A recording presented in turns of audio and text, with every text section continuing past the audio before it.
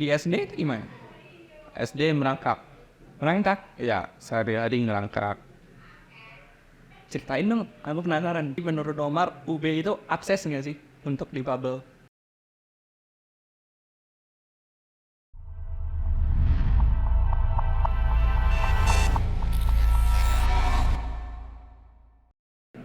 Halo semuanya, kembali lagi di Bala Roda Podcast, podcastnya para pengguna kursi roda. Jadi di episode kali ini, aku kedatangan tamu pertama kita. Soalnya episode yang sebelumnya kita nggak kedatangan bintang tamunya adalah aku sendiri.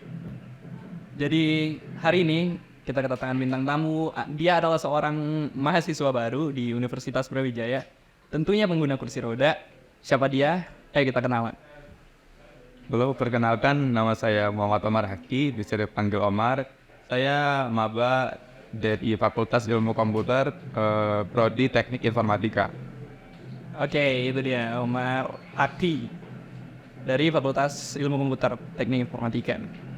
Gimana sih perasaannya Omar akhirnya bisa masuk ke UB ini?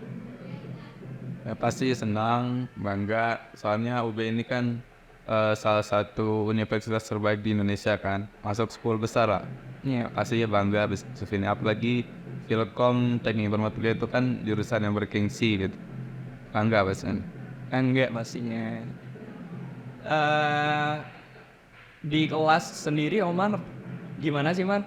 Apakah teman-teman Omar mendukung tentang aksesibilitas di dalam kelas gitu? Menurut Omar gimana? Alhamdulillah teman-teman di kelas pada mendukung semuanya. Kalau misalnya ada mau jalan kemana kantin bareng-bareng tuh pada ada yang dorongin. Pada susah bisa diangkat rame-rame gitu. Alhamdulillah sih pada baik-baik orangnya. Oke, teman-temannya baik-baik ya teman-teman. Jadi sebelumnya gini deh, Omar itu dulu masuk ke UB ini lewat jalur apa sih? Jalur seleksi mandiri khusus disabilitas. Seleksi mandiri penyandang disabilitas. Itu SMPD ya teman-teman. Bisa jelasin nggak sih SMPD itu apa sih sebenarnya? Jadi SMPD ini seleksi mandiri yang diadain sama UB dari UB untuk orang-orang penyandang disabilitas gitu, bisa tunadaksa, tunarungu, tunanetra. Jadi khusus orang-orang difabel aja yang bisa masuk situ. Oke. Jadi SMPD ini kan ada jalur-jalurnya ya Man ya. Ada tahap-tahapnya.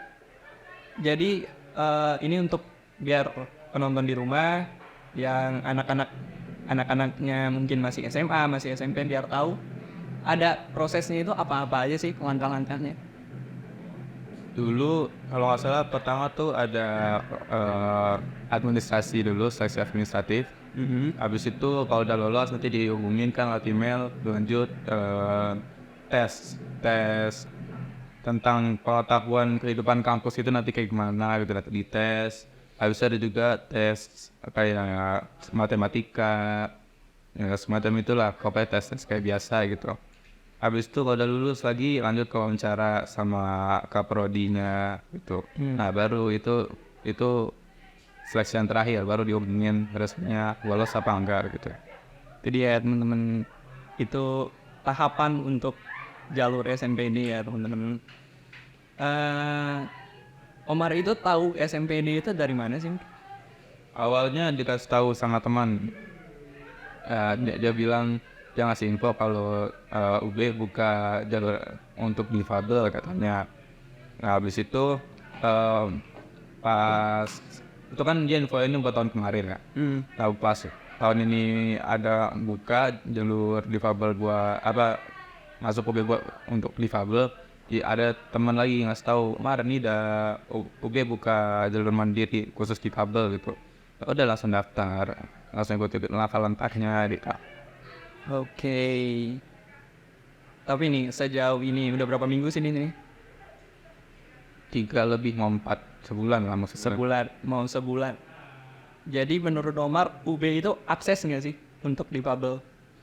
UB akses kalau dibanding kampus-kampus lain ya, Ya ini. pasti akses. Soalnya di mana-mana tuh banyak rem buat kursi roda gitu.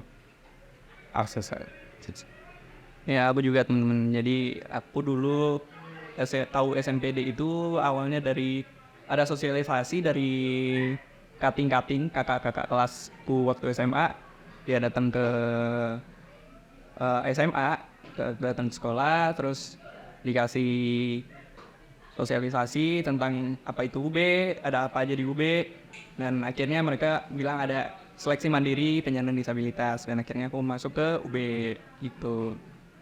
Terus nih Mak, kita mundur deh ke aku zaman sekolah. Omar itu sekolah di sekolah umum atau sekolah SLB? Sekolah khusus, sekolah umum dari SD, SMP, SMA, sekolah umum. Di sekolah umum itu ada nggak sih fasilitas khusus yang dibuat khusus untuk Omar gitu sebagai pengguna kursi roda? Kalau yang SD SMP nggak ada. Cuman yang SMA ini ada rem buat kursi roda, terus lift sama toilet yang bisa masuk, bisa untuk kursi roda yang lega gitu ada. Alhamdulillah. Omar itu pakai kursi roda dari kapan? Sebenarnya kalau pakai kursi roda tuh dari kecil udah pakai. Cuman kursi roda yang kayak buat traveling gitu yang dorong. Kalau kursi roda yang bisa dikira sendiri gitu buat mandiri itu dari tahun 2017. Dari tahun 2017 ya? Iya. Berapa sih? Itu naik SMP kalau nggak salah. SMP berarti di SD itu gimana? SD merangkak. Merangkak? Iya, sehari-hari ngerangkak. Ceritain dong, aku penasaran. Ya jadi dulu tuh kayak kursi roda itu kalau mau jalan-jalan keluar aja. Kalau di rumah seharian atau ke sekolah itu ngerangkak. Terus kalau misalnya kalau di sekolah kan untuk kegiatan aktivitas di sekolah kan gedungnya tingkat tuh. Ya. Gak bisa ngerangkak kan, jadi ada orang yang bantuin gitu. Jadi kalau misalnya ada aktivitas naik yang butuh pindah gedung atau naik turun tangga itu ada yang bantuin. Iya. Aku juga punya pengalaman menarik sih kalau waktu SD ya. Jadi aku dulu itu pernah ditolak sekolah waktu SD karena berbagai alasan. Mereka nggak bisa bilang karena atau pakai kursi roda juga sih, tapi dengan berbagai hal. Jadi aku daftar sekolah di satu sekolah di ujung sana. Aku daftar sekolah terus ditolak, padahal notabene-nya kepala sekolahnya ini, mantan kepala sekolahnya ini adalah nenekku sendiri.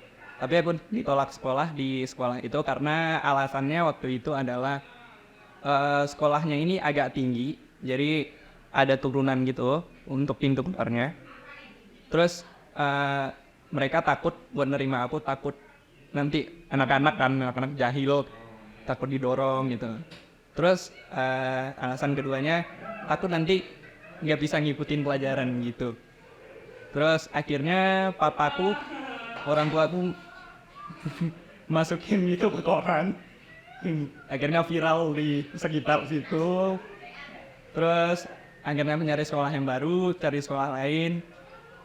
Akhirnya diterima dan aku bisa membuktikan kalau aku, ya alhamdulillah rankingnya Bisa sampai kuliah di UB ya. akhirnya bisa sampai di sini di UB gitu. Tapi mah selain yang tadi ada hambatan lain gak sih selama sekolah dulu? Atau pernah dibully gak sih? Kalau dibully kayak pernah, jarang sih. Akhirnya waktu SD, waktu pas masih cuma udah lupa gue waktu itu dibully kayak gimana, lupa. Kalau di maksudnya bully fisik kan ya. Kalau kata-kataan doang itu mah biasa. Ini kayak orang biasa. Itu juga jarang sih kalau dibully. Biasanya ya paling dibilang cacat gitu doang sih paling. Nggak yang sampai mabok mukul nggak gitu sih. Gini deh Mar, ada nggak sih pesan buat teman-teman di rumah biar bisa memotivasi mereka? Karena Omar kan sekarang udah di UB nih, udah bisa kuliah jauh-jauh dari Bekasi bisa kuliah di UB. Kasih dong kata-kata motivasi buat temen-temen yang nonton itu. Ya, kata-kata motivasinya untuk semua teman-teman di rumah, khususnya yang lagi ngejar PTN impiannya, ya tetap semangat, jangan menyerah. Soalnya pasti kita akan mendapatkan hasil dari kerja keras kita. Itu aja sih Pak. Itu dia teman-teman. Jadi semangat buat teman-teman di rumah. Kita semua pasti bisa buat ngejar PTN kita yang kita mau. Jadi sekian dulu podcast kita hari ini. Jangan lupa like, comment, dan subscribe. Jangan lupa di-share. Terus follow juga Instagram kita dan TikTok kita di bawah sini. Oke? Let's go. Terima kasih. Dadah.